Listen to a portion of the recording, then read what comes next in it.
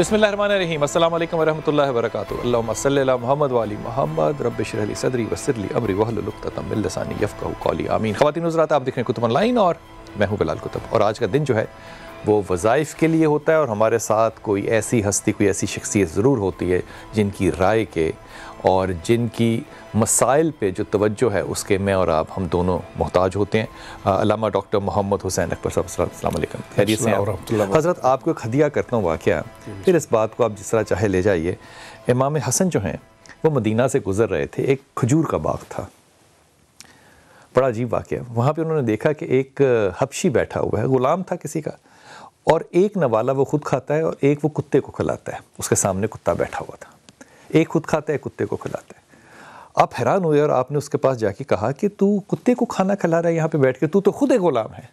اس نے کہا مدینے میں کتے ہوتے نہیں ہیں، یہ کتا کہیں باہر سے آیا اس لیے ہمارا مہمان ہے۔ میں جب اس کے سامنے کھانا کھا رہا تھا تو مجھے حیا آئی کہ کتا بھوکا ہے اور میں کھانا کھا رہا ہوں۔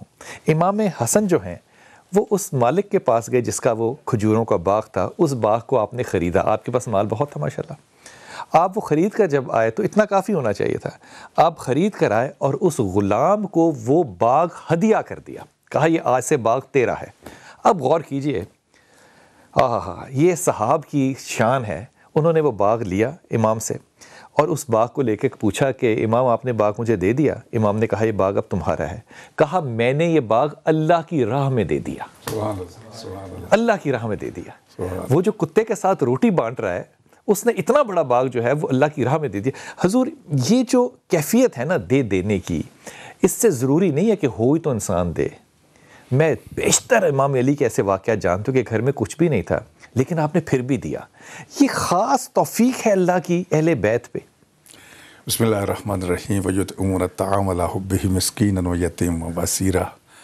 اہل بیت نبوت علیہ الصلوۃ والسلام کی سخاوت کائنات میں مشہور ہے، اور امیر المومنین علی ابن ابی طالب علیہ السلام تو سخی الاسقیاء کہلاتے ہیں۔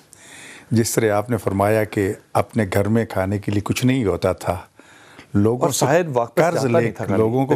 سے قرض لے کے بھی سائل کو دے دیا کرتے تھے اور سائل کو خالی واپس نہیں لوٹاتے تھے۔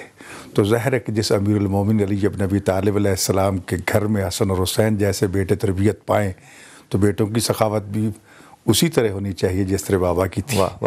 اور یہی وجہ ہے کہ امام حسن مجتبیٰ علیہ الصلوۃ والسلام کا دسترخوان ہر وقت بچھا رہتا تھا۔ کوئی بھی مسافر، کوئی بھی کہیں سے آیا ہے، اسے کوئی روک ٹوک نہیں ہوتی تھی، جو چاہے کھائے لے وہاں سے۔ اسی طرح جس طرح آپ نے یہ واقعہ ذکر کیا، ایک دن ایک مسافر جو ہے مدینہ کے باغ سے گزرتا ہے، ایک کسان جو ہے وہ اس میں کھیتی باڑی میں ہل چلا رہا ہے، گڈی کر رہا ہے، کچھ کر رہا ہے۔ کہا کہ بھوکھا ہوں، کھانے کے لیے کچھ ہے؟ کہا وہ کھجور کے درخت سے روٹی آویزا ہے، اگر کھا سکتے ہو تو لے لو۔ اب اس نے روٹی کھولی تو وہ خشک دانے جمی، توڑتا ہے، ٹوٹتی نہیں، ٹوٹ جاتی تو منہ چبائی نہیں جاتی۔ اس مزدور کو بھی دیکھتا ہے، روٹی کو بھی دیکھتا ہے۔ تو کون تھے وہ شخصیت؟ امیر المومنین علی ابن ابی طالب علیہ السلام تھے، جو یہ گوڈی کر کے، مزدوری کر کے پیغام دے رہے تھے۔ ایک خلیفہ ہونا اور بات ہے، لیکن اپنی روزی کمانے کے لیے کام کرنا ایک الگ شعبہ ہے۔ تو اس سے کہا کہ لگتا ہے نرم و نازک کھانے کے عادی ہو، مدینہ میں چلے جاؤ، حسن کا دسترخوان پوچھ لینا۔ پہنچ گیا وہاں، دسترخوان پہ بیٹھ گیا، کھانے سامنے رکھ دیے گئے۔ اب وہ بھی ایک لقمہ کھاتا ہے، ایک چھپاتا ہے، ایک کھاتا ہے ایک چھپاتا ہے۔ پوچھا کہ یہ کس کے لیے چھپا رہے؟ اگر تمہارا کوئی اور ساتھی بھی ہے تو اس کو بلا لو۔ کہا میرا تو کوئی ساتھی نہیں ہے، میں نے باغ میں ایک مزدور کو دیکھا ہے مزدوری کرتے ہوئے، اس کی روٹی اتنی خشک تھی کہ مجھ سے کھائی نہیں گئی، میں چاہتا ہوں اس کو جا کے دے دو۔ تو امام حسن علیہ السلام کی آنکھوں سے آنسو نکل آئے، فرمایا یہ اسی علی ابن ابی طالب کے دسترخوان ہے اور میں اسی کا بیٹا ہوں جو خود بھوکے رہتے ہیں اور دوست۔ اور اسی طرح کہا گیا ایک سخی ہوتا ہے، ایک کریم ہوتا ہے۔ ایک سخی ہوتا ہے، ایک کریم ہوتا ہے۔ سخی وہ ہوتا ہے جو خود بھی کھاتا ہے، دوسروں کو بھی کھلاتا ہے۔ کریم وہ ہے جو خود بھوکا رہتا ہے، دوسروں کو کھلاتا ہے۔ یہ آل محمد تو کریم ہے، اور امام حسن مجتبیٰ علیہ السلام کا لقب بھی کریم اہل بیت ہے۔ اور امام حسن علیہ السلام کا دسترخوان آج تک چل رہا ہے مدینہ منورہ میں۔ آج بھی وہ مزرعہ شیخ محمد علی عامری رحمۃ اللہ علیہ میں ہر روز دسترخوان بچتا ہے، ہزاروں لوگ آتے ہیں وہاں سے۔ اور اس دسترخوان کا میں ذکر کرتا ہوں امام رضا کے روضے پہ جو ہم نے لیا، لیکن اس پہ ایک جملہ کہتے ہوئے پہلے کالر کی طرف جاتا ہوں۔ امام علی کرم اللہ سے کسی نے کہا کہ آپ اپنی روٹی کو بہتر کر لیں، آپ امیر المومنین ہیں، آپ یہ خشک روٹی جو پانی میں ڈبو کے کھاتی ہیں نہ کھائیں۔ انہوں نے کہا کہ تم کیا چاہتے ہو کہ میں اللہ کے نبی کو ویسے نہ ملوں جیسے وہ ہمیں چھوڑ کے گئے؟ میں ویسے ہی نبی کو ملنا چاہتا ہوں جیسے نبی ہم کو چھوڑ کے گئے. کالر سے بات کرتی ہے. السلام علیکم بیٹا. السلام علیکم بلال بھائی. جی وعلیکم السلام میرے بیٹا. بلال بھائی آپ بیٹا کہہ کے تو آدھی پریشانی دور کر دیتے ہیں. سلامت رہیے سلامت رہیے. تو میرے 2-3 مسئلے ہیں. تو ایک تو یہ ہے کہ میرا بیٹا ہے چھوٹا احمد اس کا نام ہے, تو 2 سال ہو گئے ہیں اس کو ڈگری لی ہے تو نوکری نہیں مل رہی. کیا کیا اس نے؟ اس نے ایویشن کیا ہے, مینجمنٹ. Aviation management? جی لاہور سے؟ لاہور سے جی. واو سے. اچھا اچھا. تو جاب نہیں کوئی مل رہی نا اس کو. اچھا. اور دوسرا یہ کہ میرے نا بھائی ہیں تو وہ مجھے نا میرا حصہ نہیں دے رہے. تو ارے جی. اور میرا بھائیوں کے نام کیا ہیں؟ بھائیوں کے نام ہے مسعود, عثمان, ابرار, عمران. یہ نہیں کریں گے آگے. اور جو میرے شوہر ہیں وہ بھی مجھے کوئی خرچہ نہیں دیتے, اور لڑکے بھی ہیں اور گالیاں بہت دیتے ہیں. ان کے لیے کچھ بتائیں کہ وہ نام بتا سکتے ہیں ان کا؟ نام بتا سکتے ہیں ان کا؟ اکمل ہے. اکمل. دیکھو اکمل کی ایک ہی کمزوری ہے کہ اس کو عزت دو, پہلی بات تو یہ. اور عزت دینا بڑا مشکل کام ہوتا ہے, اپنے نفس کے اگینسٹ جانا ہوتا ہے کسی کو عزت دینے کے لیے. آدمی برا نہیں ہے, لیکن میں بڑی ایمانداری سے چاہوں گا کہ آپ اپنے شوہر کو صرف ایک ہی مشورہ دو, اور اسے مشورہ یہ دو کہ گھر میں ایک وقت وہ اذان دیا کرے. یقین کرو کہ اذان دینے سے یہ بہت سی بلائیں جو ہیں یہ ختم ہو جائیں گی. ایک دفعہ دن میں اگر تم جمعے کی اذان کرو اور سارے گھر والے اکٹھے مل کے نماز بھی پڑھو تو اللہ رزق میں برکت بھی بہت ڈالے گا. آپ کو اندازہ ہے اس بات کا کہ شجاعت عظیم کے صاحب کے زمانے سے لے کے آج تک شاید اب پی آئی اے کچھ بہتر ہو جائے. ایویشن کا ہم نے جو حشر کیا ہے, اور پھر جس یونیورسٹی سے بچے نے گریجویٹ کیا ہے, یہ بڑے ہی آپ کے دونوں مسائل جو ہیں یہ بڑے سنجیدہ ہیں, کیونکہ ان ہر چیز میں یونیورسٹی ریکگنائزڈ نہیں ہوتی ایچ ای سی سے, اور اس میں بھی وہ ایچ ای سی سے ریکگنائزڈ شاید نہیں ہے. To the best of my knowledge آخری وقت تک وہ ریکگنائزڈ نہیں تھی. اس لیے جب آپ جاب اپلائی کریں گے تو مسائل ہوں گے. میرا یہ بڑا ہی مدبانہ مسئلہ آپ کو مشورہ ہوگا کہ بیٹے کو کہو کہ وہ مڈل ایسٹ میں اپلائی کرے, پاکستان میں شاید اس کے لیے اتنی اپرچونٹی نہ ہو. تیسری بات یہ کہ میں اس بات پہ جتنا مرضی خفا ہو جاؤں, ڈاکٹر صاحب اس بات پہ جتنا مرضی بول لیں, جن لوگوں نے خدا کے کہے ہوئے حکم کو نہیں ماننا انہوں نے ہماری بات تھوڑی ماننی ہے. بھئی بہنوں کو حصہ دینا ہے جو اللہ نے کہا ہے. میری سمجھ میں نہیں آتا کہ ہم اس بات میں اور کیا اضافہ کر سکتے ہیں سوائے اس کے کہ ان کو یہ کہیں کہ بھائی جب تک دنیا میں ہو تب تک تو تم مزے کر لو, لیکن جب قبر میں اترو گے تو اس کا حساب تم کیسے دو گے. میری سمجھ سے بالاتر ہے بات. میں صرف آپ سے ایک بات عرض کرتا ہوں کہ کامیابی کے لیے سورہ اخلاص کی تلاوت کرو, قل واللہ احد, اور اپنی ان پریشانیوں کے لیے دیکھو تم بھی پریشانیوں کو نا میگنیٹ کی طرح اٹریکٹ کرتی ہو طبیعتاً. لا حول ولا قوت الا باللہ یہیں تک, کیونکہ حدیث یہیں تک ہے. ان دونوں چیزوں کی کثرت سے تلاوت کرو, کثرت سے تلاوت کرو, اللہ تمہیں آسانیاں دے گا انشاءاللہ تعالی. جی السلام علیکم. جی السلام علیکم بیٹا. وعلیکم السلام. اللہ کا شکر ہے بیٹا, اللہ کا شکر ہے. حکم فرمائیے بیٹے. میں آپ کو ابا جی کہہ سکتی ہوں؟ آپ مجھے دادا ابو بھی کہہ سکتی ہیں. میں قربان چاہتی ہوں, بسم اللہ کروں, میں آپ کے پہنچوں. اللہ سلامت رکھے آپ کو. حکم کیجئے میرا بیٹا. میں چاہتی ہوں میں آپ کو پہنچوں, بس کہ جب میں آپ سے بہت خوش ہوں, میں آپ کی جو آپ کرتے ہیں بہت زیادہ خوش ہوں. میں آپ جو لوگوں کے مسئلہ حل کرتے ہیں, اللہ کرے میرا بھی مسئلہ حل ہو جائے. آمین آمین آمین آمین آمین. اللہ تمہیں سلامتی دے, سلامتی دے, ایمان کے ساتھ سلامتی دے. مجھے بتاؤ کیا مسئلہ کیا ہے بیٹے بچے؟ بابا جی میرا مسئلہ یہ ہے کہ میرے بھائی شادی کر رہے ہیں.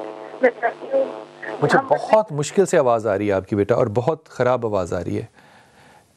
آپ ذرا باہر نکلیے, آپ جہاں پر ہیں وہاں سے موبائل لے کر باہر آؤ میرا بیٹا, باہر آ جاؤ, باہر آؤ, کہیں کھلی جگہ پر آؤ. اور شاباش ہے, لگتا ہے آپ کے گھر کے پاس سے کہیں سے بجلی کی تاریں گزر رہی ہیں کیونکہ وائبریشن بہت زیادہ ہے. آپ حکم کرو بیٹا. میں کہنا چاہتی ہوں کہ میرے بھائی مجھے زبردستی شادی کرے ہیں. آپ کی مرضی کرے, لیکن وہاں پہ کرے کیونکہ وہاں پہ ٹائم لڑائی جھگڑے ہیں. کس کی شادی کر رہے ہیں زبردستی؟ میری. آپ کے والدین؟ میرے ابو نہیں ہیں, میرے بھائی لوگ ہی ہیں اور امی بولی سی ہیں, ان کو کچھ بھی نہیں سمجھ. آپ نہیں کرنا چاہتی؟ جی میں نہیں وہاں کرنا چاہتی, میں چاہتی ہوں اچھے لوگ ہوں, مذہبی لوگ ہوں, دیندار لوگ ہوں, ٹھیک ہے. اچھا ایک مجھے بات بتاؤ, یہ جو شخص ہے جہاں آپ نہیں کرنا چاہتے اس کا مجھے نام بتا سکتی ہو؟ جی آپ مجھے ایک بات بتاؤ اور سینے پہ ہاتھ رکھ کے بتانا, عابد میں شرعی برائی کیا ہے؟ جی عابد کے اندر شرعن کیا برائی ہے, کیا برائی ہے اس میں؟ سب سے بڑے لوگ منافق ہیں, جھوٹ بولتے ہیں, دل سے اور ہوتا ہے زبان سے کچھ اور ہوتا ہے, مجھے یہ اچھا نہیں لگتا. اور یہ والدین لوگ نے مجھ سے میرے والدین کو, والد صاحب کو پتا تھا یہ لوگ کیسے ہیں, لیکن نہیں کیسے مطلب جھوٹ بولتے ہیں یہ پتا تھا یا کچھ اور برائی بھی ہے؟ کوئی اور برائی بھی ہے اس کے علاوہ؟ جی نہیں کچھ, میں نے کچھ دیکھی نہیں, میں جھوٹ کیوں بولوں. پھر یہ ہے کہ منافقت بہت کرتے ہیں, جو سچ نہیں بولتے ہیں, اور یہ لوگ. اچھا میں تمہیں ایک بات بتاتا ہوں, تم شادی نہیں کرنا چاہتی, تمہیں کوئی دنیا کی طاقت اس بات سے کو مجبور نہیں کر سکتی کہ تم شادی کرو. نکاح پہ ہاں تم نہیں کرنی ہے یا نہ تم نہیں کرنی, میں ٹھیک کہہ رہا ہوں ڈاکٹر صاحب؟ کوئی طاقت نہیں کر سکتی مجبور, چاہے وہ تمہارے بھائی ہوں, والدین بھی تمہیں مجبور نہیں کر سکتے, لیکن بغیر شادی ہو ہی نہیں سکتی. لیکن دوسری بات میں تمہیں ایک بات بتاؤں, یہ فیصلہ, بہت سے فیصلے جو زندگی کے ہوتے ہیں نا میرے بچے, وہ اللہ نے روز قیامت کرنے ہیں. مثال کے طور پہ میں نیتاً ڈاکٹر صاحب کے ساتھ مخلص ہوں یا نہیں ہوں, اس کا فیصلہ ڈاکٹر صاحب زندگی میں نہیں کر سکتے. ڈاکٹر صاحب نے جو فیصلہ میرے بارے میں کرنا ہے نا, وہ یہ کرنا ہے کہ میں اخلاقاً ان کے ساتھ ظاہراً کیسا ہوں. یہ اگر جب میرے پہ شرعاً کوئی فتویٰ لگائیں گے کہ آپ یہ غلط کر رہے ہیں, صحیح کر رہے ہیں, وہ میرے واقعات کو, حالات کو اور معاملات کو دیکھ کے کہیں گے. میری نیت پہ نہیں کوئی کر سکتا. یہ کام جو ہے یہ روز قیامت اللہ تعالیٰ نے کرنا ہے کہ نیت کس کی اچھی تھی کس کی نہیں, کس کا حج قبول ہے کس کا نہیں, کس کی نماز قبول ہے کس کی نہیں. ہم یہ فیصلہ نہیں کر سکتے. اس لیے کسی شخص کو سلیکٹ یا ریجیکٹ کرنے کے لیے یہ فیصلہ اس کی نیت پہ کرنا جو ہے, یہ میرے خیال میں ایک دنیاوی کام نہیں ہے, یہ تکبرانہ کام ہے. آپ یہ دعا کیوں نہیں کرتے کہ اللہ تعالیٰ ان لوگوں کو ہدایت دے دے اور آپ کی زندگی ان کے ساتھ کامیاب بنائے؟ میں اگلے کالر سے بات کرتا ہوں. بیٹے آپ کا جو مشورہ ہے وہ میرا آپ کو یہ ہے کہ آپ دعا کیجئے کہ اللہ ہدایت دے, اور آپ نے اپنے غصے کا جو ذکر نہیں کیا, اس کے لیے آپ نے یا سلام یا مومن یا اللہ پڑھنا ہے, اور دعا کے لیے یا رحمان یا رحیم یا کریم پڑھنا ہے. دونوں چیزیں پڑھو, پھر 1 مہینہ انتظار کرو, اللہ تمہارے دل میں کوئی اچھا راستہ ضرور نکال دے گا. جی السلام علیکم. ہیلو جی السلام علیکم بیٹا.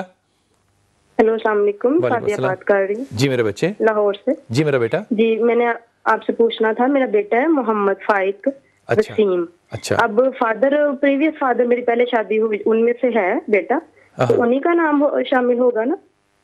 کیا کہہ رہی ہوں آپ؟ محمد فائق آپ کا بیٹا ہے؟ جی, اور پہلی شادی میں سے ہے. پہلی شادی میں سے ہے. اس کے ابو اور ہیں, اب یہ دوسری شادی ہوئی ہے.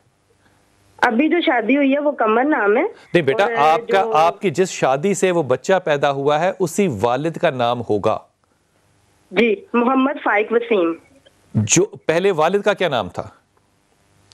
محمد فائق وسیم نام ہوگا. بس اب وہی نام لگے گا, اور اگلے باپ کا نہیں نام لگ سکتا, قطعی طور پہ نہیں لگ سکتا. جی بالکل شرعی طور پر جائز نہیں ہے اسلام میں کہ آپ بچہ اڈاپٹ تو کر سکتے ہیں, لیکن پھر بھی اس کو اپنا نام نہیں دے سکتے. جو اس کا حقیقی والد ہے اسی کا نام لکھا جائے گا, جس کی حقیقی والدہ اسی کا نام لکھا جائے گا. آپ نے دوسری شادی کر لی ہے تو اس سے جو اولاد ہوگی ان کے والد کا نام اب کے والد شوہر کا لکھا جائے گا. جو پہلے سے اولاد ہے اس کا نام پہلے باپ جو اس کا حقیقی. اور یہ بات اتنی سختی سے اللہ تعالیٰ نے کہی کہ اللہ تعالیٰ کے نبی نے جب پکڑ کے ہاتھ کہا کہ یہ میرا بیٹا ہے, تو اللہ نے کہا کہ ایسا نہیں ہے, ایسا نہیں ہے.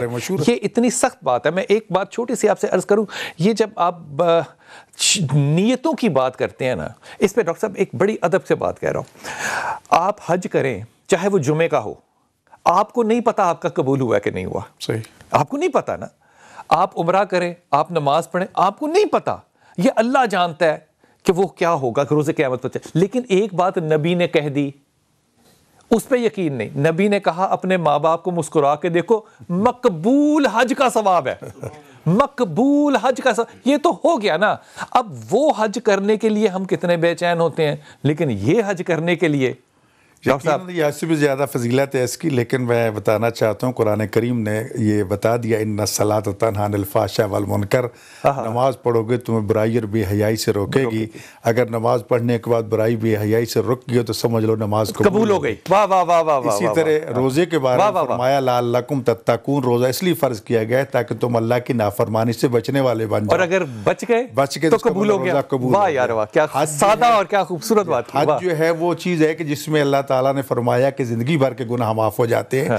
رسول خدا صلی اللہ علیہ وآلہ وسلم نے ضمانت دی کہ اس طرح تم روز عرفہ وہاں سے نکلو گے گویا آج شکم مادر سے باہر آئے ہو. حضرت امام محمد باقر علیہ السلام نے یہاں تک ضمانت دی کہ روز عرفہ کے وقوف کے بعد وقت غروب یہ سوچنا بھی گناہ ہے کہ پتنی اب بھی میرے گناہ معاف ہوئے ہیں یا نہیں، یہ سوچنا بھی گناہ ہے. لیکن ایک بات یاد رکھ، گناہ معاف ہوتے ہیں، حقوق معاف نہیں ہوتے. اللہ اکبر. واہ واہ واہ. یعنی اگر کسی کا قرض لینا ہے لیا ہوا ہے تو واپس کرنا ہے، کسی کا حق کھایا ہوا ہے تو وہ آپ نے گناہ کیا تھا، وہ گناہ معاف ہو سکتا لیکن حق معاف نہیں ہو سکتا. ادھار لیا ہے تو وہ دینا ہوگا. نماز نہیں پڑھی تھی، گناہ کیا تھا، گناہ معاف ہو سکتا ہے، نماز معاف نہیں ہو سکتی. حقوق معاف نہیں ہو سکتے، گناہ معاف ہو سکتے ہیں، لیکن اس کے باوجود اگر وہ ان کا ازالہ نہیں کرتا تو اس کے حج کا کوئی فائدہ نہیں. واہ واہ واہ، سبحان اللہ. آج حاصل گفتگو ہو گیا. ڈاکٹر صاحب اگر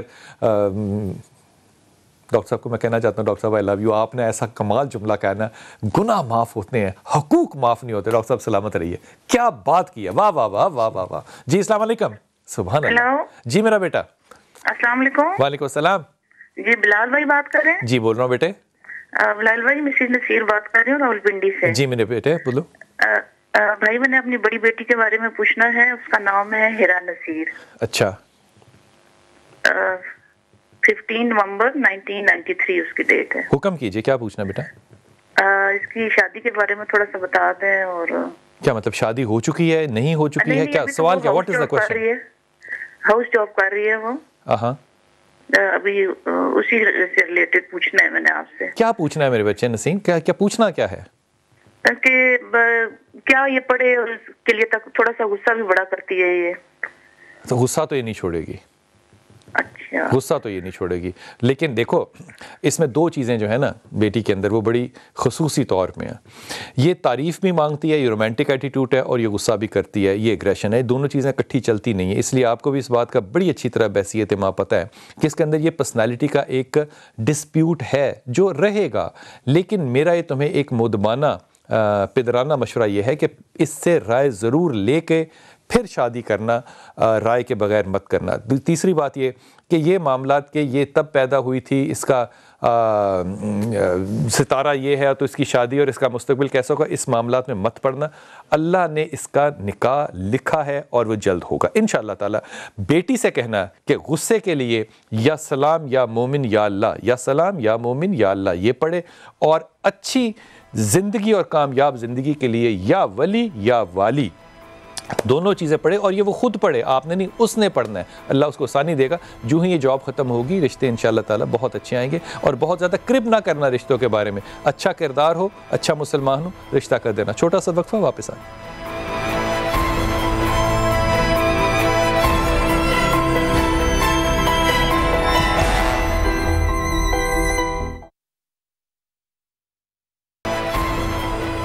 بسم اللہ الرحمن الرحیم. میرے خیال میں ایک بہت بڑی کنٹریبیوشن جو سما کا پلیٹ فارم ہوگا نا، خاص طور پہ رمضان کا جو پلیٹ فارم ہوگا، اس پہ جا کے نا ہم نے اللہ تعالیٰ سے کہنا ہے کہ اللہ تعالیٰ خصوصی طور پہ ہمیں جو ہے نا وہ آپ رعایت دیں گے اس بات پہ کہ ہم نے ایک بہت ہی زیادہ مختصر وقت میں ایک بہت ہی خوبصورت رشتہ لوگوں سے قائم کر لیا، اپنے علماء اکرام سے بھی، اپنے طالب علموں سے بھی، اپنے مہمانوں سے بھی، کہ وہاں پہ ہر شخص کہتا ہے آئی لو یو. وہ جو ایک مقام تھا نا جو رومانٹسزم لٹریچر کا تھا، ہم نے اس کو کتنا مذہبی بنا دیا. آج ہم جب اپنے علماء اکرام کو کہتے ہیں نا کہ واہ واہ واہ علامہ صاحب آئی لو یو، خدا کی قسم مجھے لگتا ہے کہ اس کے پیچھے نا ایک اللہ کے ولی کا ہاتھ ہے کہ کیا خوبصورت بات بنا دی ان لوگوں نے جو کہ اللہ کے لیے کام کرتے ہیں رمضان میں یا کسی اور پلیٹ فارم پہ، یا میری وہ ساری ٹیم جو کہ کتب آن لائن میں. میں ابھی تک نا آپ کی اس بات کے نشے سے نا ڈاکٹر صاحب باہر نہیں نکلا کہ اللہ گناہ معاف کرتا ہے، حقوق معاف جو ہے وہ نہیں ہوتے. ہمارے بہت سے پاکستان کس شہر کی بات ہو رہی تھی؟ قطر کی جو حکومت ہے اس کے ساتھ پاکستان کا ایک معاہدہ ہوا ہے جس میں کہ قطر پاکستانیوں کو اپنے ہاں جاب جو ہیں وہ آفر کرے گا، اور یہ جاب جو ہے یہ 100 ہزاروں میں نہیں ہے، یہ سینکڑوں میں جاب ہے، اور یہ بہت بڑی اپرچونٹی ہے جو لوگ باہر جاتے ہیں۔ لیکن ایک بات ذہن میں رکھ کے ہمیشہ باہر جائیے گا، رزق کمانا جو ہے وہ حلال عبادت ہے، میں اس کو اس سے کم نہیں سمجھتا، اور اس سارے حلال رزق میں پاکستان کو آپ نے یاد رکھنا ہے، کیونکہ پاکستان وہ سرزمین ہے جہاں سے کہ آپ کی خمیر جو ہے وہ اٹھی ہے، اور یہ وہ پاکستانی ہے جو باہر جا کے بھی، مجھے ذاتی تجربہ ہے قطر کے ان لوگوں کا، ان بچوں کا جو کہ وہاں پہ ہیں، اور یقین کیجئے میں ہمیشہ جب قطر ان کے پاس جاتا ہوں، اسکول میں وہاں پہ بلاتے ہیں عام طور پہ لیکچرز کے لیے اور کمیونٹی کی میٹنگز کے لیے، میں ہمیشہ وہاں جا کے یہ سوچتا ہوں کہ ان لوگوں کو پاکستان سے مجھ سے زیادہ کم از کم محبت ضرور ہے، اتنی محبت کا اظہار کرتے ہیں، دن رات کرتے ہیں، اور کوئی بہانہ ڈھونڈتے ہیں کہ پاکستان کا ذکر جو ہے وہ کس طرح سے کیا جائے۔ اللہ تعالیٰ ان کو سلامت رکھے، جہاں جہاں بھی پاکستانی ہیں، مسلمان ہیں اور اپنے رزق کو حلال طریقے سے کمانے کی کوشش میں، اللہ تعالیٰ ان کے لیے بہت زیادہ سلامتی دے۔ جی السلام علیکم بیٹا۔ اوکے السلام علیکم بیٹا السلام علیکم، آپ خیریت سے ہیں؟ ہاں جی بھائی۔ آپ کا نام کیا ہے؟ میرا نام شہناز بی بی ہے۔ شہناز بی بی، جی۔ آپ کے کتنے بچے ہیں؟ میرے 2 بیٹیاں 2 بیٹے ہیں۔ اور کتنی عمر ہے بڑی بیٹی کی؟ 18 سال کی۔ 18 سال کی بیٹی ہے۔ چھوٹے بچے کیا کرتے ہیں، پڑھتے ہیں کوئی؟ ہاں جی سبھی پڑھتے ہیں۔ سبھی پڑھتے ہیں؟ جی۔ آپ کے شوہر کیا کرتے ہیں؟ اس کی ڈیتھ ہوگی 13 سال ہو گئے۔ اور کیسے گھر کا سلسلہ آپ لوگ کیسے میں چلاتے ہیں؟ کسی کے گھر میں محنت کر کے کام کر کے اپنے بچے پالتی ہوں۔ گھریلو کام کرتی ہیں؟ ہاں جی۔ تو سارے بچوں کے لیے پورا ہو جاتا ہے؟ چھوٹے بچے پڑھتے ہیں؟ ہاں جی پڑھتے ہیں، بیٹیاں بڑی بیٹے چھوٹے ہیں، اس سے ایک بڑا بیٹا پڑھتے ہیں۔ آپ کا گھر اپنا ہے؟ ہاں جی اپنا ایک ہی ہے کمرہ بس۔ ایک کمرہ ہے؟ جی۔ تو ابھی جو ہے وہ جو ضرورت ہے آپ کی وہ کیا ہے؟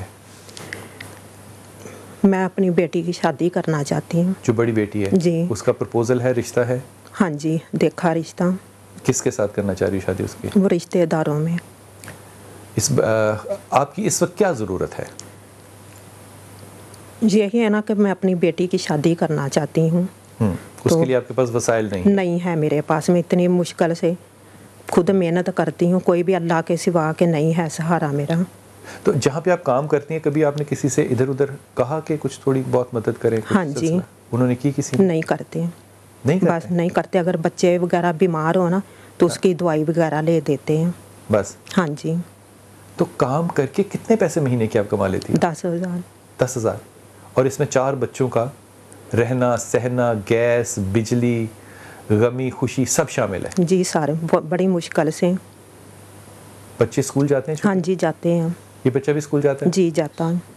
شاباش، یہ بڑی اچھی بات ہے کہ بچوں کو تعلیم سے نہیں روکا۔ ایک کمرے کے گھر میں رہنا جتنا آسان ہے وہ شاید میرے خیال میں اور آپ وہ سمجھ نہیں سکتے کہ وہ کیا زندگی ہوگی۔ 18 سال کی بیٹی ہے جس کی شادی کرنی ہے، جو اکاؤنٹ نمبر ہیں یہ اس خاتون کے ہیں جو چل رہے ہیں، وہ صاحب حیثیت بہن بھائی پاکستان میں، پاکستان سے باہر جو اس کی مدد کر سکیں اس کی بیٹی کی شادی کے لیے، ان سے درخواست ہے اس میں حصہ ڈالے۔ بیٹیاں ڈاکٹر صاحب جو ہیں اور مائیں جو ہیں یہ اس معاشرے میں سانجھی ہوتی ہیں، کوئی شک نہیں ہے اس بات پہ۔ یہ اس پہ ہمیں بڑھ کے اپنے بچوں کی طرح آگے بڑھنا چاہیے۔ بالکل کو اپنی بیٹیاں سمجھ کے اور ان کی جو ضروریات ہیں اس میں بڑھ چڑھ کے حصہ لینا چاہیے۔ بہت عجیب سے واقعات ہمارے ہاں ملتے ہیں۔ ایک بہت بڑا تاجر تھا، اپنے بیٹے کی شادی کرنا چاہی تو بیٹے سے کہا کہ اپنا بجٹ بناؤ شادی کا۔ اس نے کتنے لاکھ روپے کا بجٹ بنا دیا۔ تو باپ نے کہا بیٹا اگر یہ جو تم نے بجٹ بنایا ہے اس سے ہم کچھ غریب سادات اور غیر سادات بچوں اور بچیوں کی شادی کر رہے تو آپ کے گھر کی تو ہر چیز موجود ہے، گھر بھی موجود ہے، گاڑی بھی موجود ہے، جہیز کی آپ کو ضرورت نہیں ہے، تو یہ بہتر نہیں رہے گا؟ فرما بردار بیٹا تھا، کہا بابا جیسے آپ کو چاہیے۔ تو اسی پیسے سے، اسی بجٹ سے گھر خریدے گئے، کاروبار کے مراکز خریدے گئے، 10 جوڑے ڈھونڈے گئے جو مستحق سید تھے یا غیر سید تھے۔ ایک شادی نہیں ہوئی، 10 شادیاں ہوئیں۔ ٹھیک. تو یقیناً ایسی مثالیں ہماری سوسائٹی میں موجود ہیں. بالکل. اگر ہمارے معاشرے کے مخیر افراد جو ہیں اس قسم کی بے سہارا بیٹیوں کا سہارا بنے تو میں سمجھتا ہوں بیٹا پچھلے دنوں آپ کو کوئی حادثہ آپ گر گئی تھی کہیں؟ ہاں جی میں گر گئی تھی, میرے سر میں چوٹ آئی ہے. تو ابھی تکلیف میں ہو یا صحت آگئی؟ ابھی بھی ہوتی ہے. ہاں جی. اچھا یہ بتاؤ کہ یہ جب کام کر کے آتی ہو گھر میں تھکی ہوئی ہوتی ہو؟ ہاں جی. تو ابھی یہ شادی کا سارا ارینجمنٹ جو ہے یہ کس طرح کر لو گی؟ ہو جائے گا انشاءاللہ, شادی تو کرنی ہے نا بیٹی کی. کتنے پیسے تمہارے خیال میں لگیں گے اس پہ؟ مجھے تو نہیں پتا. بڑا کو پڑھایا آپ نے؟ ہاں جی میٹرک کی بیٹی نے. میٹرک کیا بیٹی نے؟ جی. ان 10,000 پاؤں میں؟ ہاں جی. کمال ہے. واہ واہ واہ واہ واہ واہ واہ. اچھا میں تمہیں ایک نہ درخواست کروں, اپنے داماد کو کہنا کہ اس بیٹی کو اگر آگے پڑھنا چاہے نا تو شادی کے بعد بھی پڑھنے دے. ہاں جی.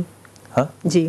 اللہ تعالیٰ اس کو ثانیہ دے. ہاں. تمہیں کیا کیا چاہیے شادی میں؟ جہیز چاہیے؟ ہاں جی. ظاہر ہے کچھ ضرورت کی چیزیں ہوں گی. ہاں جی. ایک وقت کا کھانا جو مہمان ہیں ان کو دو گے. ہاں جی. کچھ حساب تم نے سوچا ہو کہ کتنے لاکھ روپے چاہیے ہوں گے؟ کچھ خیال ہے تمہارا؟ نہیں پتا مجھے. نہیں پتا. نہیں. میں اس خاتون سے اس لیے بہت زیادہ اس بات پہ زور لگا کے نہیں پوچھوں گا کہ یہ سادہ لوگ ہیں غربت کے اندر. یقین کیجیے ڈاکٹر صاحب یہ اندازہ نہیں ہو سکتا کہ ایک 1 ڈش پارٹی جو ہے وہ جو ہم کرتے ہیں وہ کتنے میں پڑے گی. ان کو کیا اندازہ کہ کیا ہو سکتا ہے, کیا کرنا چاہیے. لیکن جو صاحب حیثیت حضرات ہیں آپ میں سے تمام, ان لوگوں کو اچھی طرح اندازہ ہوتا ہے کہ ایک ڈش, ایک چکن 1 ڈش جو ہے وہ سستی سے سستی 550 پونے 600 روپے پر ہیڈ ہوتی ہے. اور اگر ایک بستر, ایک پلنگ, ایک الماری, ایک کوئی بھی ضرورت کی جو گھر کی چیزیں ہوتی ہیں, واشنگ مشین ہو گئی, سلائی مشین ہو گئی, استری ہو گئی, ضرورت کی چیزیں ہیں, بنیادی چیزیں بھی اگر اکٹھی کرنی پڑیں تو ایک کم از کم 3-4 لاکھ روپے کا خرچہ ہوتا ہے. وہ چیزیں جو کہ ریزنیبلی اچھی ہوں. مجھے اپنا اندازہ ہے, میرا یہ اپنا اندازہ ہے کہ ان کو اگر 15 سے 20 لاکھ روپیہ ڈونیشن مل جائے گا تو یہ عزت دار طریقے سے اپنی بیٹی کو رخصت کر سکتے ہیں. لیکن میری یہ خواہش جو ہے اور درخواست جو ہے وہ آپ لوگوں کو اس سے ایک قدم آگے ہے. میرے خیال میں اس ماں کو چاہیے کہ وہ کچھ رقم جو ہے کم سے کم 5-10 لاکھ روپیہ جو ہے وہ اپنی بیٹی کو فکس اکاؤنٹ میں کر کے دے کہ میرے بچے یہ تیرے اچھے اور برے وقت کے لیے ہے. جس ماں نے 10,000 روپے میں 4 بچے پالے ہیں نا, سارے پاکستان کی 22 کروڑ عوام کو چاہیے کہ وہ کھڑی ہو کے اس عورت کو سلوٹ مارے کہ تو نے 10,000 روپے میں 4 بچے پالے اور بڑی بیٹی کو میٹرک کرایا. یہ تحفہ جو ہے اس بیٹی کی شادی کا یہ ہماری طرف سے ہے. کمال عورت. واہ جی بسم اللہ. دیکھیں ہم نے بہت سے رسم و رواج اپنے اوپر مسلط کر لیے. بالکل. حکومت نے سفید پوشی بچانے کے لیے شرفاء کے لیے 1 ڈش کا قانون بنایا, جہیز ایکٹ بنایا, لیکن ہم نے وہاں تو کچھ تھوڑی بہت پابندی کی اور اس کے ساتھ مہندی کی رسموں میں لاکھوں روپے اڑا. بالکل بالکل. مہندی کی رسم کوئی رسم نہیں ہے, معمولی سا عمل ہے. اصل چیز تو نکاح ہے اور ولیمہ ہے. یہ 2 چیزیں ہیں شادی میں. اگر ہم ان چیزوں میں تھوڑا سا بچت کر لیں اور اپنے پڑوس میں دیکھیں, اور خاص طور پر بہت سے ایسے رشتہ دار ہوں گے کہ ایک بھائی جو ہے وہ تو اپنی اولاد کی شادیوں میں لاکھوں روپے خرچ کر رہا ہے, اور اس کے ساتھ دوسرا بھائی, اس کی بیٹیاں جو ہیں وہ گھر بیٹھی بیٹھی بوڑھی ہو رہی ہیں, تو وہ شرعی طور پر ذمہ دار ہے, معاشرتی طور پر ذمہ دار ہے, اخلاقی طور پر ذمہ دار ہے. ایک تو ہمیں اپنے رسم و رواج کو کم کرنا ہوگا, بلکہ ختم کر سکے تو زیادہ بہتر ہے تاکہ ہم ان خرافات سے بچ سکیں. دوسرا یہ ہے کہ ہمیں اپنے معاشرے میں یہ ضرور سوچنا چاہیے جو کہا گیا نا پڑوسی کے حقوق, کہ تم تو پیٹ بھر کے کھا کے سو جاؤ اور تمہارے پڑوسی بھوکے رہیں. پڑوسی میں یہ نہیں کہا گیا کہ وہ مسلمان ہو, ہندو ہو, سکھ ہو, عیسائی ہو, جو بھی پڑوسی ہے. تو لہٰذا پڑوس کا معاملہ یہ بھی آ جاتا ہے. پہلے کتنا اچھا دور تھا کہ پورے گاؤں میں اگر کسی غریب کی بیٹی کی شادی ہے تو پورا گاؤں اس میں شریک ہو جاتا تھا. ہمارے گھروں میں آ کے دوسروں کے مہمان رہتے تھے. لیکن آج کل جو صورتحال بن چکی ہے مشکل ہو گئی. کاش کہ ہمیں اس طرف بیٹا میں آپ کو ایک بڑا ہی ادب سے ایک برادرانہ مشورہ دوں گا کہ بیٹی کی نکاح جو ہے وہ مسجد میں کرنا, سادگی سے کام کرنا, اور جتنے پیسے بچ جائیں اس سے خود کاروبار کرو تاکہ باقی بچوں کی اور بچیوں کے لیے بھی تم سہارا بن سکو انشاءاللہ تعالی. بچوں کو ہمیشہ پڑھاؤ گی؟ جی. اچھا اب یہ میں اپنی طرف سے وعدہ کر رہا ہوں کہ اگر تعلیم میں کوئی مسئلہ ہو تو ہم آپ کے ساتھ کھڑے ہوں گے انشاءاللہ ہمیشہ. Thank you. اللہ تعالیٰ آپ کو سلامت رکھے, آباد رکھے. جی السلام علیکم. وعلیکم السلام بلال بھائی, میں محمد ظہیر بات کر رہا ہوں. جناب علی ظہیر, حکم. جی میں اپنے کاروبار کے سلسلے میں آپ سے معلوم کرنا تھا. کافی عرصے 20 سال سے میں بزنس کر رہا ہوں تو کافی اچھا جا رہا تھا, لیکن 4-5 سال سے جو ہے نا کافی ڈسٹرب ہو گیا. اچھا, وہ جو اچھا جا رہا تھا اس کی کیا وجہ تھی؟ تو پتہ نہیں اس کو مطلب کوئی اللہ کو فیور میں قدرت کی اللہ کی طرف. اور ابھی جو برا جا رہا ہے اس کی کیا وجہ ہے؟ اب تو بس کچھ اللہ کی طرف سے کوئی مسلم سے جو کسٹمر آتے ہیں وہ بلا وجہ پہ چھوٹی سی بات پر ہی وہ کوئی ایشو بنا دیتے ہیں. دیکھو ظہیر, میں تمہیں ایک بڑے ادب سے بات کہوں, ہم میں سے کوئی بھی اس قابل نہیں ہے جو جہاں جہاں بیٹھا ہوا, ہم میں سے کوئی بھی اس قابل نہیں ہے. اللہ نے بازو پکڑا ہوتا ہے. تم بالکل بھی ظہیر کاروباری آدمی نہیں ہو, لیکن اللہ نے بازو پکڑا ہوا تھا نا, تب ہر بری بات اچھی بات بھی جو تھی وہ ٹھیک ہو جاتی تھی, اس پہ کوئی سوال. اب اچھی بات بھی کرو گے تو وہ بری ہو جائے گی. یہ صرف اللہ سے نا عاجزی سے دعا کرو. رزق یقیناً صرف اللہ کے ہاتھ میں ہے, اللہ کا وعدہ ہے دینے کا, اس لیے اس پہ کوئی دو رائے اور فکر کی بات ہونی نہیں چاہیے. میں ایک امام کا قول سامنے رکھتا ہوں اور ایک دعا آپ کو بتاتا ہوں. امام کا قول ہے امام علی کرم اللہ کا کہ دیا کرو, دینے سے کیا ہوتا ہے, رزق بڑھتا ہے. تو صحابی نے پوچھا کہ امام کس کو دینا, کس وقت دینا چاہیے زیادہ؟ امام نے کہا جب نہ ہو تب دینا چاہیے, تب دینا چاہیے جب نہ ہو. جب نہ ہو تب دینا سب سے زیادہ افضل ہے, کیونکہ آپ اپنی ضرورت کو کاٹ کے اللہ کے لیے دے رہے ہیں, اللہ اس کو 70 گنا کر کے دے گا. سورہ اخلاص پڑھنی ہے صبح شام ہر وقت, سو نہیں رہے تو پڑھتے رہو, اللہ تمہیں کامیابی دے گا انشاءاللہ. رسول جناب علیہ السلام کا ہی فرمان ہے, استنزل الرزق بالصدقہ, صدقہ دے کر خود ہی رزق طلب کر لو. صدقہ دے کے خود رزق طلب کر لو. امام جعفر صادق علیہ السلام کی خدمت میں ایک فقیر نوجوان آیا, کہا کہ فقیر نے فرمایا صدقہ دو. کہنے لگا مولا میں تو ہوں فقیر, میں خود فقیر ہوں. فرمایا صدقہ کا مطلب یہ نہیں ہے کہ آپ پیسہ ٹکا ہی دیں, بلکہ ایک دکھی انسان کے سامنے مسکرا کر اس کے غم کو غلط کر دینا, یہ بھی صدقہ. سبحان اللہ, آج تو چھا گئے ہیں ڈاکٹر صاحب. جی السلام علیکم. وعلیکم السلام. جی میرا بچہ, بیماریاں بات کر رہی ہوں ارتقاد سے. جی میرا بیٹا حکم.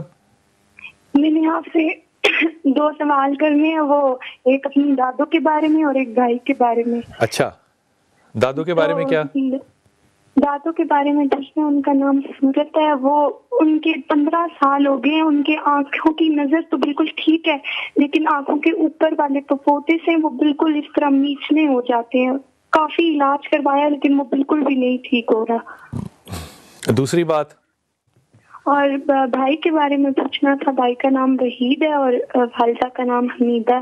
تو بھائی پہلے بھی باہر گئے تھے سعودیہ, 2 سال رہ کے آئی, لیکن ان کا کاروبار نہیں چلا.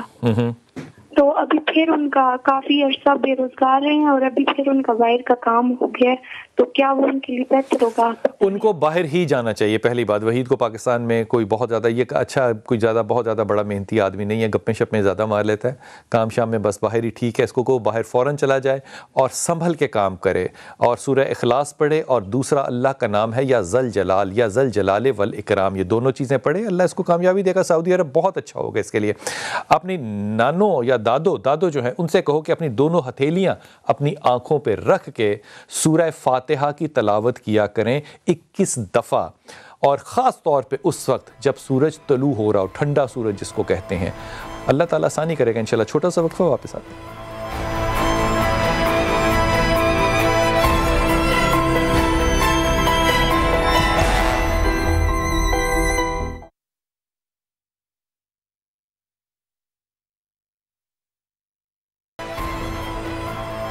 بسم اللہ الرحمن الرحیم. علاؤالدین خلجی کا ڈاکٹر صاحب دور تھا, اور علاؤالدین خلجی کے دور میں حضرت نظام الدین اولیاء جو ہیں, پتہ نہیں بادشاہ ان کو میں کہوں یا اس کو بادشاہ کہوں, میں تو نظام الدین اولیاء بادشاہ ہیں. تو علاؤالدین خلجی جو ہے وہ آیا نظام الدین اولیاء حضرت سے ملنے کے لیے, تو ان کے ایک مرید نے انہیں کہا کہ نہیں, بادشاہ سلامت کو اندر جانے کی اجازت نہیں ہے. تو اس نے بڑا طنز سے کہا, خلجی نے بڑے طنز سے کہا کہ حضرت آپ تو بزرگ ہیں, آپ روکتے ہیں ہمیں آنے سے, تو یہ تو بادشاہوں کا کام ہے کہ وہ اپنے دربار میں آنے سے روکیں. انہوں نے کہا میرا مرید جو ہے یہ بادشاہوں کو روکتا ہے, تمہارا جو دربان ہے وہ فقیروں کو روکتا ہے, وہ فقیروں کو روکتا ہے. یہ جو فقیری ہے اس کی عظمت اس لیے ہے کہ میرے رسول کی, میرے نبی کی دعا ہے کہ اللہ تو مجھے فقراء میں سے اٹھانا. یہ فقیری بہت بڑی ایک عظمت کا مقام ہے, لیکن کمال بات ہے کہ ہم ساری زندگی سیٹ ہونے میں گزار دیتے ہیں, اور سیٹ اخیر میں جا کے ہم نے قبر کے اندر ہی ہونا ہوتا ہے جب چہرہ قبلہ رخ کر دیا جاتا ہے. سب سے بڑی بات استغنا ہے کہ انسان بالکل اپنی امیدیں صرف اور صرف اللہ سے وابستہ کر لے, دنیا سے توڑ دے.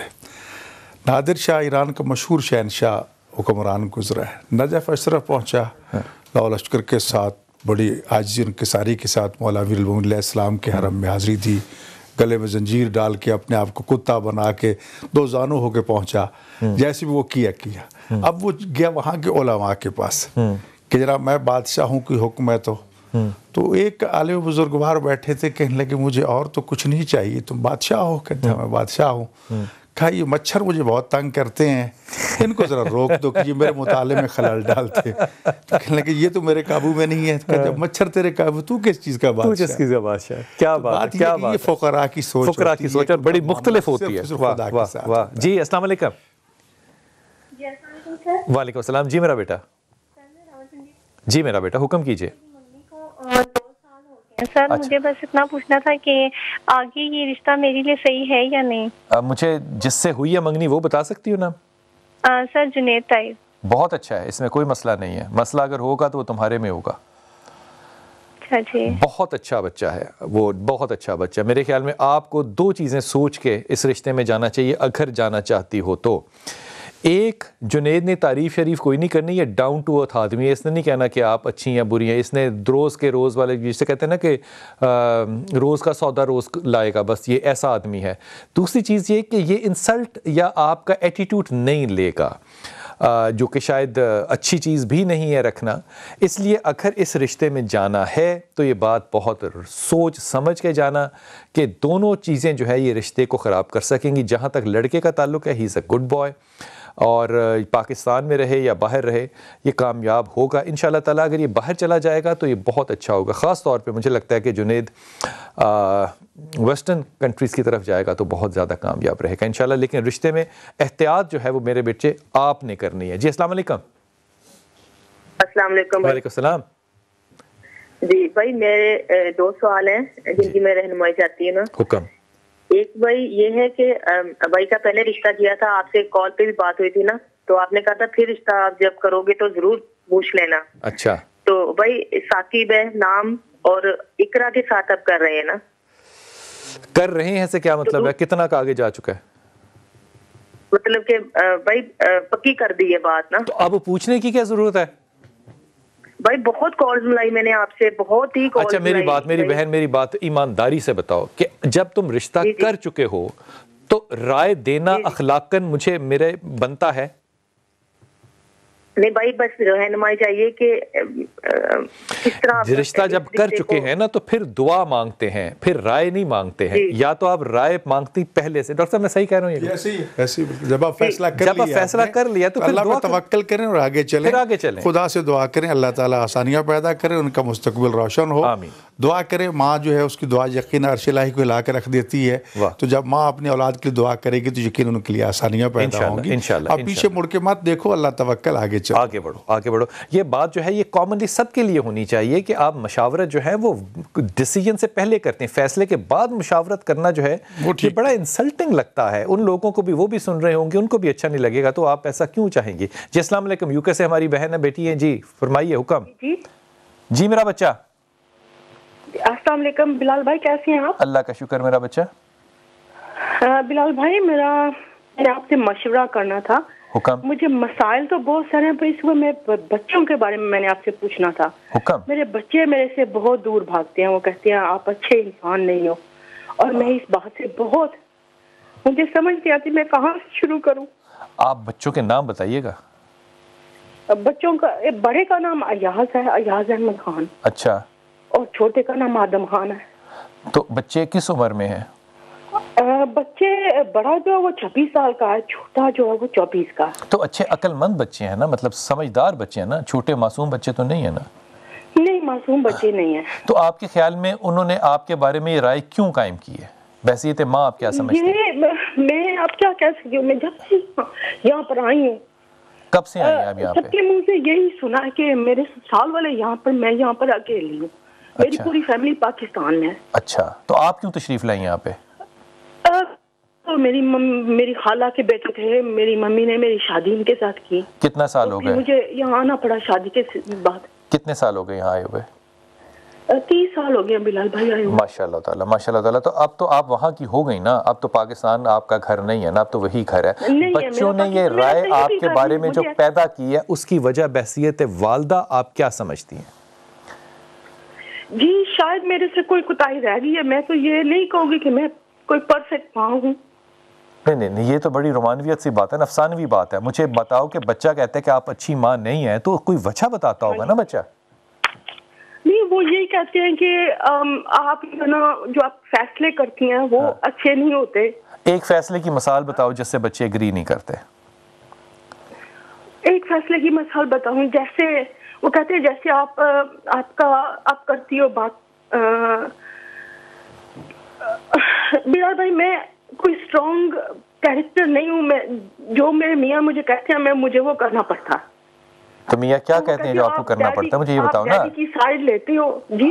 تو یہ بات بچوں کو کبھی بری نہیں لگ سکتی کہ آپ ڈیڈی کی سائیڈ لیتے ہیں, یہ نہیں بات, مجھے صحیح والی بات بتاؤ. نہیں, وہ بلال بھائی بچے غلط کام کرتے ہیں اور جب ان کو منع کیا جائے نا, خاص طور پر میرا جو بڑا بیٹا وہ اس بات کو پسند نہیں کرتا کہ اس کو کسی بات پر روک ٹوک یا منع کی جائے. وہ تو بیٹا جہاں پہ آپ رہتے ہو یہاں پہ آپ روک ٹوک کیسے کر سکتے ہو 26 سال کے ایک آدمی کو؟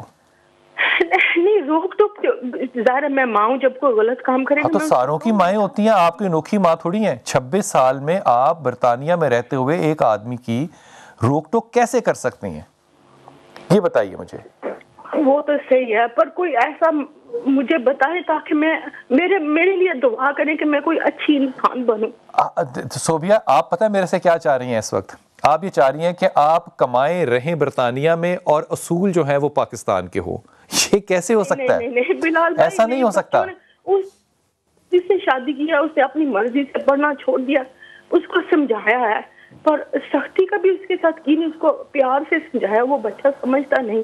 صوبیہ 26 اور 24 سال کا نوجوان وہاں نہیں سمجھے گا. پہلی بات تو یہ جو فیصلے ہوتے ہیں نا آپ کے مائیگرینٹس کے, یہ ساروں کے پاس جو مسائل ہیں وہ ایک جیسی ہیں جو آپ میری بچی فرما رہی ہیں. آپ اپنے دائیں بائیں دیکھیں, سب کے یہی مسائل ہیں. لیکن جب آپ نے وہاں جا کے اپنی زندگی کو آباد کر لیا تو آپ نے ایک سودا کیا نا. اس سودے میں وہ بچے آپ کے محتاج نہیں ہے. رائٹ آفٹر دا ایج 18 وہ انڈیپینڈنٹ تھے. اب وہ آپ سے رائے گناہ میں, ثواب میں, اچھے میں, برے میں, حلال میں, حرام کے لینے کے محتاج نہیں ہے, سختی کے محتاج نہیں ہے. اس لیے یہ جو سینیریو ہے اوور مدرنگ کا, یہ مناسب نہیں ہے. پیرنٹس کو, اپنے شوہر کو بھی سمجھاؤ کہ دشمنی کرنے سے بہتر ہے کہ بچوں کو جگہ دو کھیلنے کے لیے. 2 چیزیں کرو, اور اس بات پہ اب رونا نہیں ہے کہ میں اچھی ماں بن جاؤں. یہ آپ کی عمر کا تقاضا نہیں ہے کہ اس وقت آپ یہ کہیں.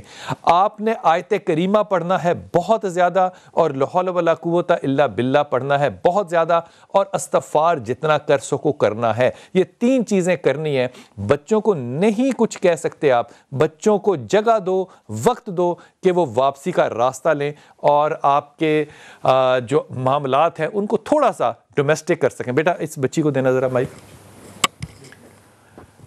ہاں میری بہن, آپ پبلک سے خود ایک اپیل کریں کہ آپ کیا چاہتی ہیں. جتنے بھی میرے بہن بھائی مجھے دیکھ رہے ہیں نا,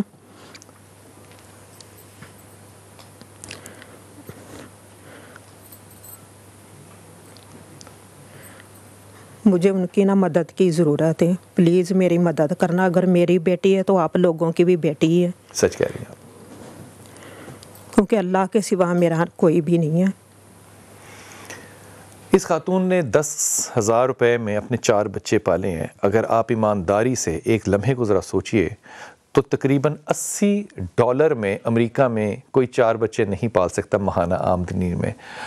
60 پاؤنڈوں میں کوئی اپنے بچے یورپ میں نہیں پال سکتا. انتہائی ادب کے ساتھ آپ سے گزارش ہے کہ جب مدد کرنے کے لیے آئیں تو مدد جو ہے وہ صرف اس بچی کی نہیں ہے, مدد ان رشتوں کی ہے جو ہم تقدس کے ساتھ دیکھتے ہیں, چاہے وہ بیٹی کی ہو چاہے بیٹے کی ہو. لیکن جب کوئی مدد کے لیے آپ کے آگے آ رہا ہے, آپ کے آگے ہاتھ پھیلا رہا ہے, جھولی پھیلا رہا ہے, تو خدا کے واسطے ان ہاتھوں اور جھولیوں کو خالی اس لیے مت جانے دیجئے کیونکہ ایک وقت آئے گا کہ ہمیں بھی اپنی جھولیاں خدا کے آگے پھیلانی پڑیں گی. اگر دنیا میں نہیں تو قبر میں جا کے ضرور.